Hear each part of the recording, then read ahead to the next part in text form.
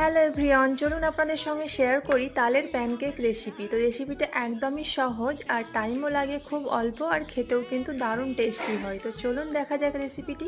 তো তার জন্য একটা মিক্সিং বোল নিয়েছি, আর তাতে দিয়ে দিলাম 1 বাটি তালের পাল্প, 1 বাটি ময়দা, স্বাদ মতো চিনি, 1 চিমটে লবণ আর অল্প একটু খাবার সোডা। তারপর ভালো করে সবগুলো উপকরণকে ফেটিয়ে নিয়ে আবার একটু জল দিয়ে একটু ঘন করে ব্যাটার তৈরি করে নিলাম। তারপরে এখানে আমি কড়াইতে দিলাম অল্প বাটারটা একটু গলে আসলে তার মধ্যে দিয়ে দেব এরকম অল্প অল্প করে বড়ার আকারে তালের ব্যাটারটাকে।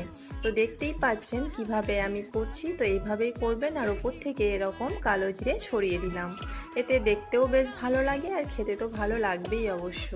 তো দেখুন রেসিপিটি কিন্তু খুব একটা সময় লাগে না, অল্প সময়ে হয়ে যায়, একটু উল্টে পাল্টে কিন্তু এটাকে সেঁকে নিতে হবে। তো একদম প্যানকেক রেডি হয়ে গেছে। তো রেসিপিটি